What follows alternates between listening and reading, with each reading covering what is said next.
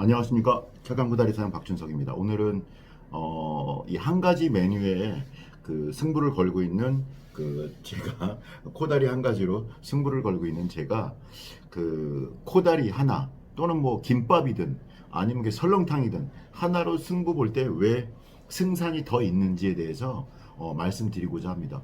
저는 식당을 한 8년 정도 했고요. 근데 거의 하나의 메뉴로 했던 것 같아요. 맨 처음에는 제가 이제 직장 생활을 그만두고 식당을 시작했는데 갑오징어 요리를 했죠. 갑오징어 요리를 해서 제가 바로 2층에 70평 정도 좀 망한 가게였죠. 장사를 하고 있지 않는 그런 가게를 얻어서 제가 갑오징어 볶음 요리를 해서 갑오징어 불고기라는 요리를 해서 한 하루에 한 300 정도를 팔았습니다. 2층에서 테이블 그때도 한 뭐 20개 정도 였던 것 같아요. 바로 줄을 서고 또 체인점을 내달라, 전수를 해달라라고 해서 1년 동안 제가 15개를 내줬습니다.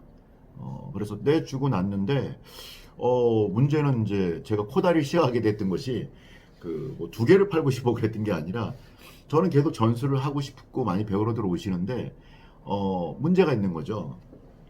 문제가 무엇이 문제냐면 더 이상 공급이 안 된다는 겁니다. 전 세계적으로 온난화 현상 뭐 이런 것 때문에 더 이상 공급이 안 된다는 거죠. 그래서 제가 결국은 뭐 어떻게 하겠어요.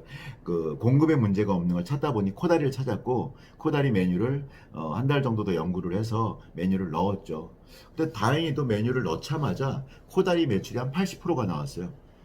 넣자마자 가격도 좀 조금은 저렴하게 했고 다른 집보다 갑오징어보다 우리가 팔고 있는, 그래서 그것을 점점 줄여 나가서 급기야 한 1년 정도 됐을 때는 갑오징어는 아예 빼고 갑오징어 매출이 20에서 15%, 10%, 5%까지 내려가더라고요.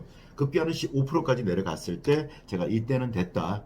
5% 정도면 5% 중에 왔다가 이거 갑오징어 드시러 왔다가 이걸 이렇게 바꿀 수도 있다라는 생각을 했죠. 코다리로. 그리고 영 안 바꾸는 0.5% 중에 0.25%, 매출에 한 뭐 7만 원, 10만 원 정도는 포기하자. 근데 그걸 포기하는 대신에 일이 굉장히 단순해지고 주방 직원도 줄일 수 있겠다라는 판단을 했고 그것이 적중했던 것 같습니다.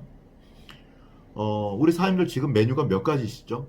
저처럼 한 가지이신가? 저는 코다리 하나잖아요. 물론 코다리도 있고 시래기 코다리도 있고 거기에 문어 삶아서 올려주고 있습니다.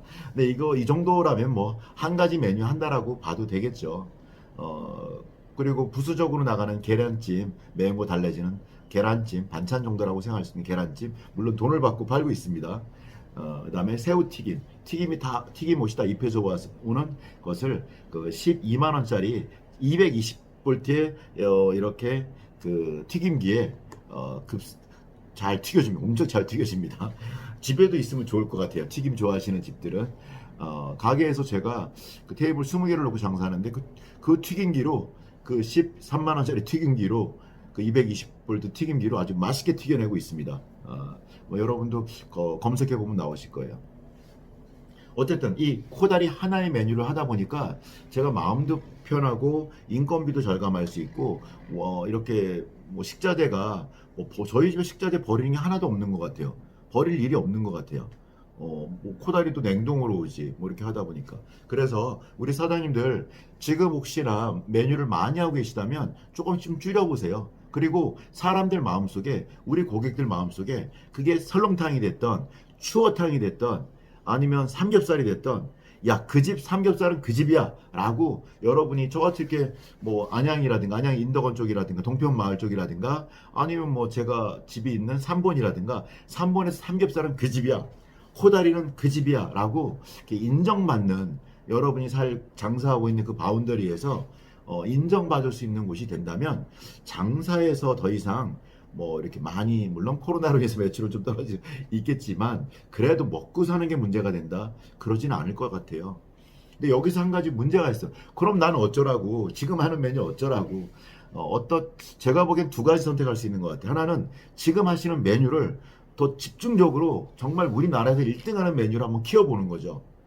그런 방법이 있고, 그렇게 했더니 먹고 사는데 지장 없더라, 내 사업상에 지장이 없더라 라고 하시면 그 하나로 집중하시는 방법도 좋고, 그런데 내가 지금 하고 있는 메뉴로만 가지고 하기에는 낮 장사는 되는데 저녁은 안 돼. 평일은 되는데 주말은 안 돼. 주말은 되는데 평일은 안 돼. 뭔가 이렇게 여름에는 되는데 겨울엔 안 돼. 6개월은 쉬어야 돼. 뭐 이런 메뉴가 조금 문제인 것 같아요. 이럴 때는 조금씩은 뭔가 타협을 해야 되고 계절별로의 그 4번 타자가 좀 달라지겠죠.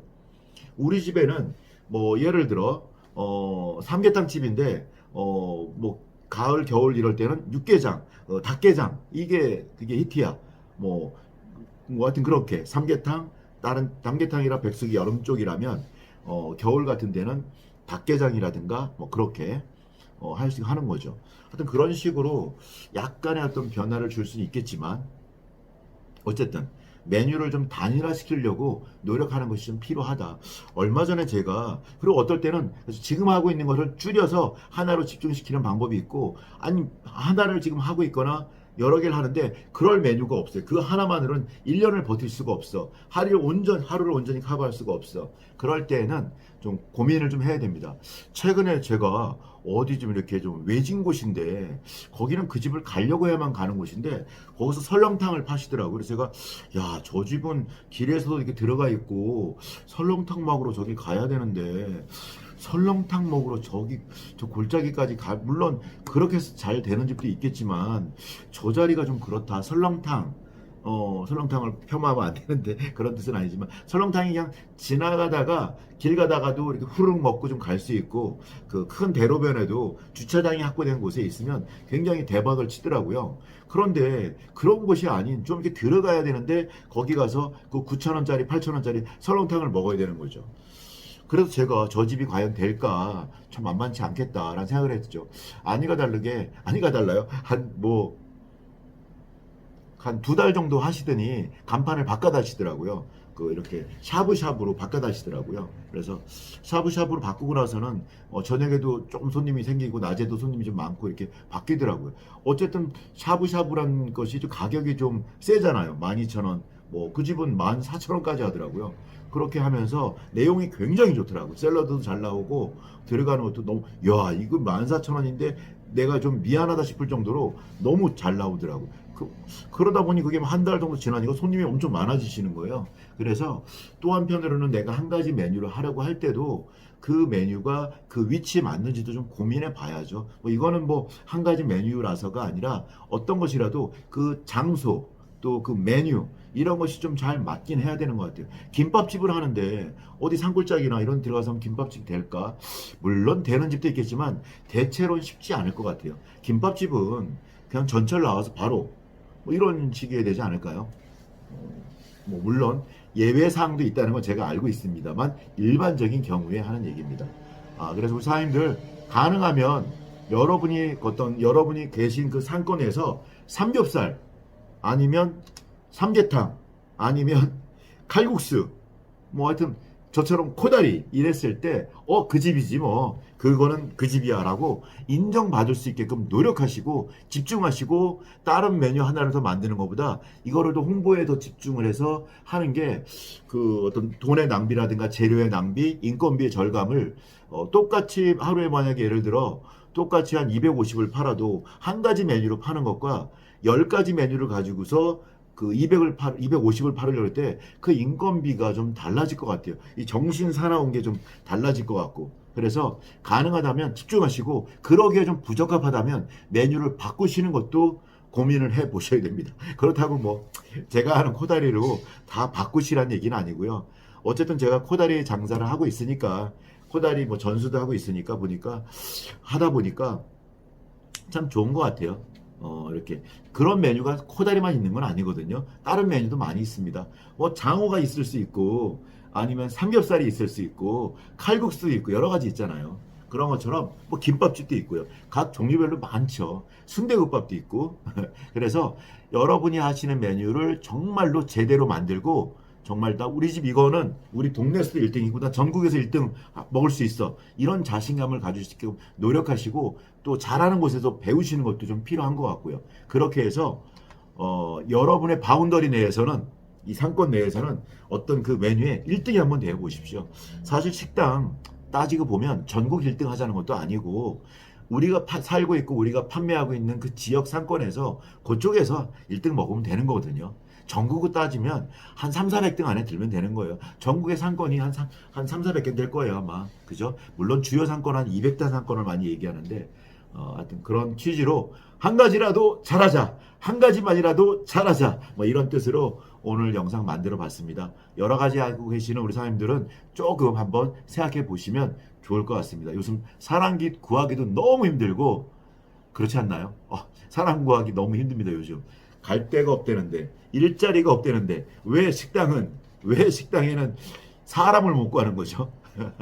예, 어쨌든 뭐 여러 가지 이유가 있겠지만 더 나아가면 뭔가 다른 거랑 연결되니까 여기서 이만해야 될 것 같습니다. 우리 사장님들 한 가지라도 여러분 하고 계신 메뉴 중에 집중하고 메뉴 수를 줄여서 원가 절감과 인건비 절감까지 이루시는 우리 사장님들 되셨으면 좋겠습니다. 감사합니다. 영상 마치겠습니다. 하나입니다. 예, 감사합니다.